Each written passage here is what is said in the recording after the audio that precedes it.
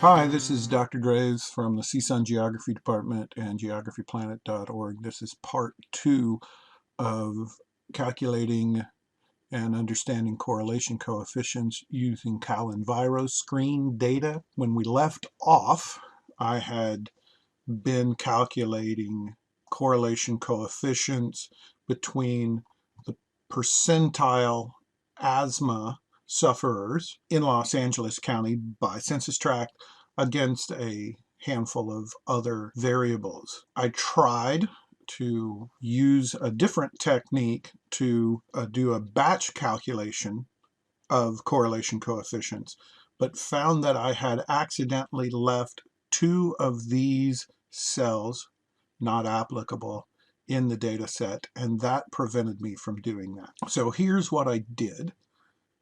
I copied this block of data over to a new sheet. I removed the raw data, leaving only the percentile scores for pollutants and the percentile scores for socio-economic and cultural variables. And we're going to use those to use the batch correlation tool. So let's get started. So in order to use the batch correlation coefficient tool, you must click on the Data tab and have Data Analysis Tool Pack activated. Click that.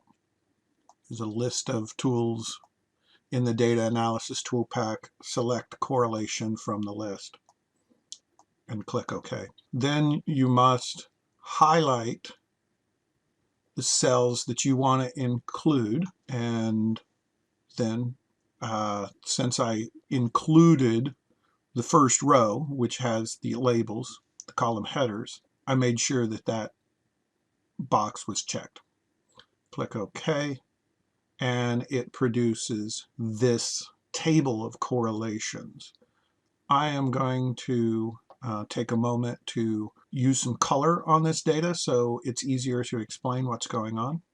And this is the result. Once again, if you want to add color to your findings so that it is easier for you to find the extreme correlation coefficients as a result, all you have to do is go to the Home tab, make sure you highlight your data, go to Conditional Formatting, and in this instance I used a red, white, and blue conditional formatting because I had both negative and positive. When I derived for these cells, which calculate the correlation coefficient between asthma and these socio-demographic variables, I used a single color ramp, which was sort of light green to dark green or dark green to light green, so that because there were no negative values. And then down here I did the same thing, but instead used a icon set of shapes where the green dot indicates the highest correlation and the red dots the lowest correlations. And so what we have is, once again, the same data that we see with asthma, that the strongest correlation with the pollutants is diesel particulate matter, and negative correlation with ozone percentile. So one might be able to begin to conclude that ozone and asthma don't have much to do with each other.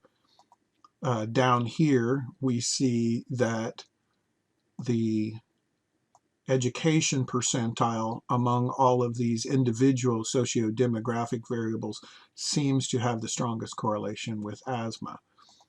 The population characteristics, which is a index score that includes all of these, is most correlated with asthma, but in terms of the pollutants, that there isn't much of a strong correlation other than with diesel particulate matter. So what it's saying is that people who in challenging neighborhoods appear to have more diesel particulate matter in their air. Okay, so that's probably enough for this particular tool. I'm going to go back to the percentile only table that we had, that we derived that from. And what I'm going to do is create a visualization of the correlation. So I'm going to click on the Insert tab, and I'm going to click on this particular icon, which stands for the scatter plot diagram. So I'm just going to click and select this, and it creates this sort of preview of a kind of absurdly difficult to understand scatter plot. But I think you'll find I have a technique here that will work for you. So I'm going to click on this, and you can't make heads or tail out of this. So what I'm going to do is I'm just going to move my cursor to the upper left-hand corner, and I could do it of the upper right-hand corner.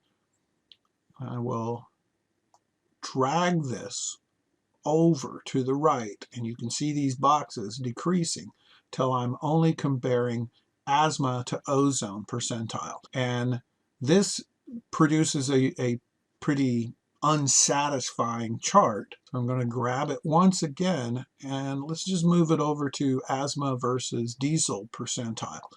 And there you can see that as the diesel particulate matter goes up, in general, so does the asthma percentile.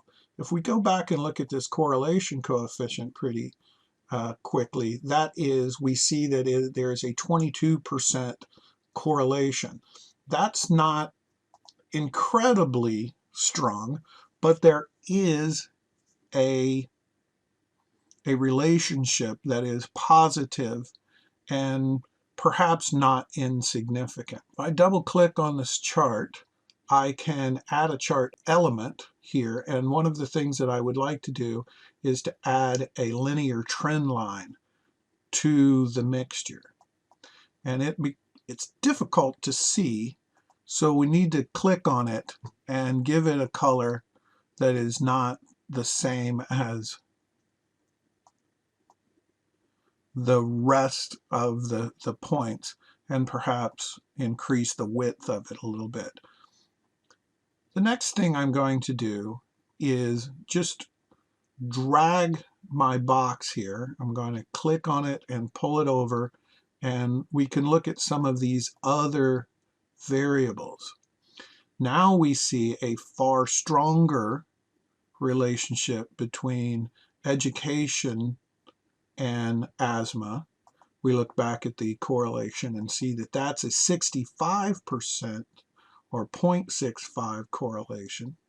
And then I will drag this over to the one that we knew had the highest correlation, and that is the index score that combines all these things in blue into the one in the light or the darker blue.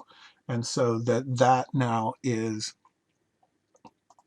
a 83% correlation coefficient of 0.836, so it's 0.84. So that's what a strong correlation coefficient would look like. At this point, what I'm going to do is bring in a couple of additional renderings of this visualization. So here's that exact same data that has been dumped into Microsoft's Power BI, and I have calculated in this upper right hand corner the correlation between asthma and the demographic index, and again there's the R value. ArcGIS Pro, one of my favorite pieces of software, also will do a rendering of the relationship between the two variables, and those variables that are both high in terms of asthma percentile and the population characteristics show up in pink. Those that are low show up in light blue, and you can see them here in the San Fernando Valley, that San Fernando, Parcoima have more trouble. This exact same map can be rendered as this 3D scatter plot, and the high census tracts that are high in both characteristics show up in the upper right hand corner, and those that are low in the lower right hand corner. The beauty of this is that you can highlight these on one graphic and they show up on the other graphic. It's really quite interesting. Note that the R value is an R squared value, which indicates that this is not a Pearson's correlation coefficient, but rather this is a regression outcome. So this is a slightly different test, a statistical measure, and we will investigate that in the subsequent video. This marks the end of the correlation coefficient video series.